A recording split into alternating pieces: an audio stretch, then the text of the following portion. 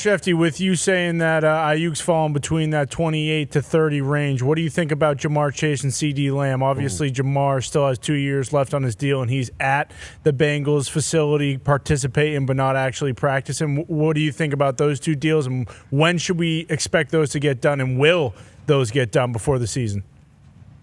Look, those are the three real big questions right now. Brandon Ayuk, CeeDee Lamb, and Jamar Chase. Now, CeeDee Lamb, again, I think the two sides aren't that far apart on a deal.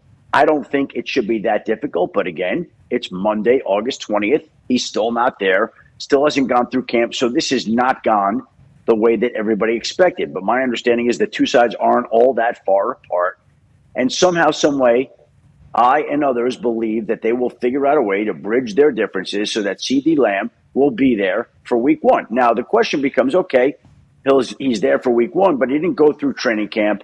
His conditioning level won't be exactly what you want it to be. Are you at risk for some type of muscle strain, which you hope doesn't happen? But this is what comes along with sitting out time during training camp. But I still think that they find a way to figure that out. CeeDee Lamb's got 1 year left in his contract. Dallas has wanted to pay him. Brandon Ayuk has got 1 year left on his contract. San Francisco wants to pay him. And that's where the difference comes in with Jamar Chase. Jamar Chase has got 2 years left on his contract, and he's got 2 years left on his contract for a team in which the president, Mike Brown, already has come out and said he doesn't believe that this is the right time for an extension, that he would prefer to wait. Now, I think the team would like to get this deal done. Clearly, Jamar Chase is an incredible receiver. He's very valuable to that team, and we'll see if they can figure out a way. But this one is a little bit more complicated than the others, because he's got more time on his deal, because we have a franchise that hasn't been as enthusiastic about as engaging in contract extension discussions. And in this one, like we've gotten a glimpse of what Brandon Ayuk is feeling all along. Like he's been on podcasts, he's posted on social media.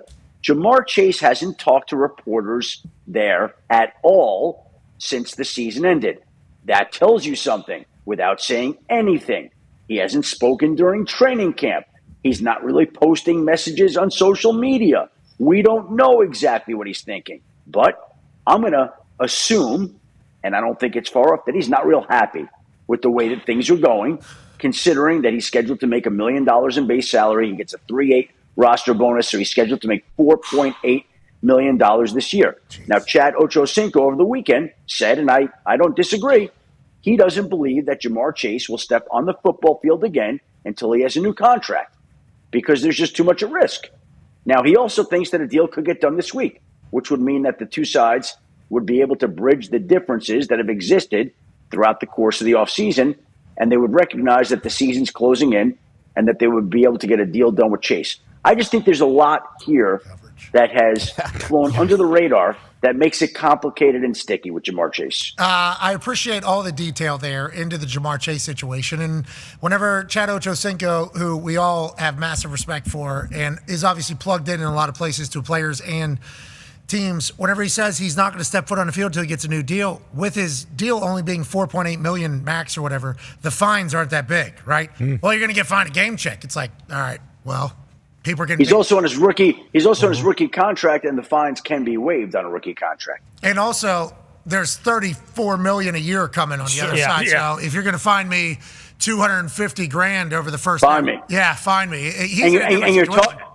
And you're also talking about a guy who in college sat out an entire season because he also knew the business at hand. He was savvy and smart enough to recognize his value and didn't want to do anything to risk it.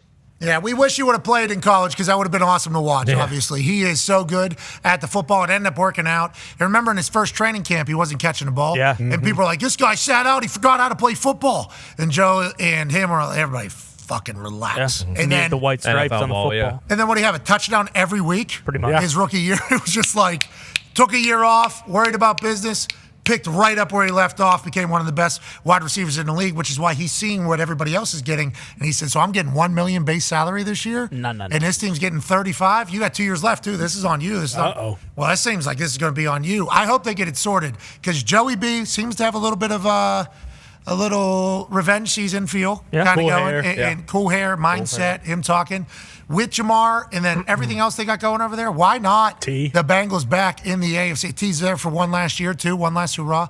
Why not the Bengals? They need to figure that whole thing out. Hopefully they're able to do that.